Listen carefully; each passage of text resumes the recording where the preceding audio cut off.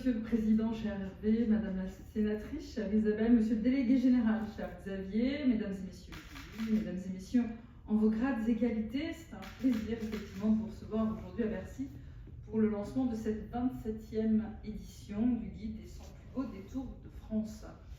Un détour, c'est avant tout un chemin de traverse, une invitation à sortir des sentiers battus dans un monde où tout va de plus en plus vite.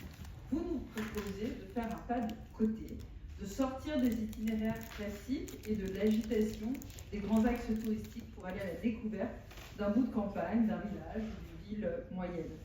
Car les détours et le logo du guide l'illustrent bien, sont un appel à sortir de l'autoroute un jour de grand départ, ou à prendre la tangente le temps d'un week-end pour découvrir à pied ou à vélo, ou en camping-car, donc, des territoires authentiques, riches de leur patrimoine naturel, culturel et bien sûr gastronomique. Je me suis moi-même prêtée à l'exercice il y a 2 semaines. Alors j'ai l'impression que c'est à Creuse, mais en fait je viens de faire un tour de France, et quasi un détour de France, puisque je suis allée en quelques jours à Strasbourg, à Metz, à Saint-Malo, à La Rochelle, à Royan, Bordeaux, à Creuse, voilà. Et effectivement, je reviens de Martinique et de Guadeloupe. Donc en Creuse, ma visite était dédiée à la valorisation du patrimoine rural, loin des grands axes. J'ai fait escale à Aubusson, qui figure à juste titre parmi les 100 plus beaux détours de France de votre guide. J'ai eu la chance d'y découvrir la Cité internationale de la tapisserie, un lieu où l'histoire et le savoir-faire se tissent avec une précision remarquable. Les collections de cette institution, véritables trésors nationaux, seront d'ailleurs mises à l'honneur cette année sur le pavillon français de l'exposition universelle d'Osaka, au Japon. La preuve que nos détours sont aussi des épicentres culturels qui font rayonner notre pays de par le monde. Je tiens à cet égard à saluer l'action de mon prédécesseur, vous l'avez cité, Hervé, Jean-Jacques Descamps, qui a été à l'origine de cette démarche en 1998. Nous lui devons aussi la création de la Maison de la France en 1987, devenue depuis Atout France, mon opérateur national qui assure toujours la promotion de notre destination à l'international.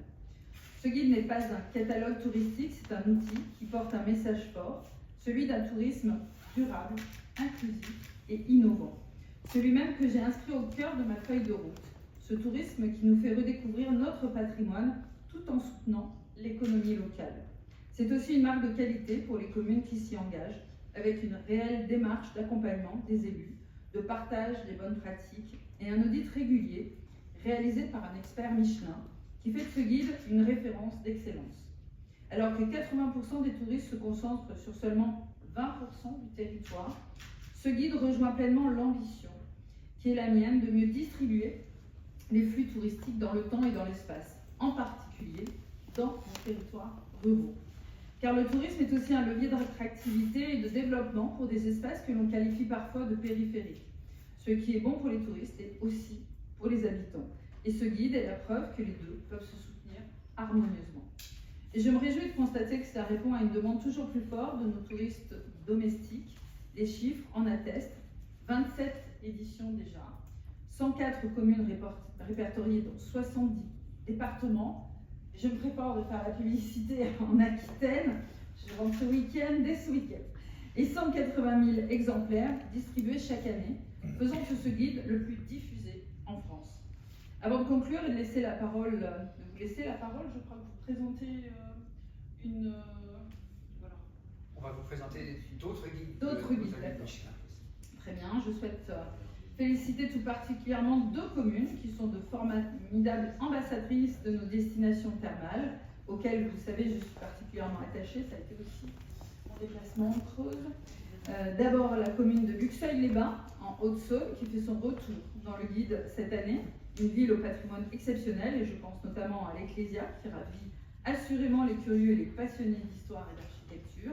Et un grand bravo également à la nouvelle venue à Mély-les-Bains, un charmant village des Pyrénées-Orientales, c'est pas encore les Pyrénées-Atlantiques, mais ça va arriver, entre mer et montagne, qui sait séduire les visiteurs en quête de bien-être et de découverte. Un mot enfin pour les villes en couverture et 4e de couverture, respectivement Thônes et Avallon, qui illustrent ces 100 plus beaux détours de France. Thônes est la capitale du reblochon et est un emblème de notre tourisme gastronomique, mais aussi agritouristique, avec des visiteurs toujours plus nombreux à vouloir découvrir notre savoir-faire fermier. Cette petite ville de Haute-Savoie sera aussi la porte d'entrée de la vallée des Aravis à l'occasion des Jeux Olympiques d'hiver 2030.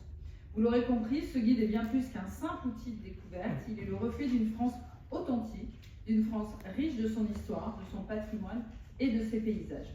J'invite donc chacune et chacun à sauter le pas et à partir à la découverte de ces joyaux de proximité qui font la beauté de notre pays et la force de la destination France.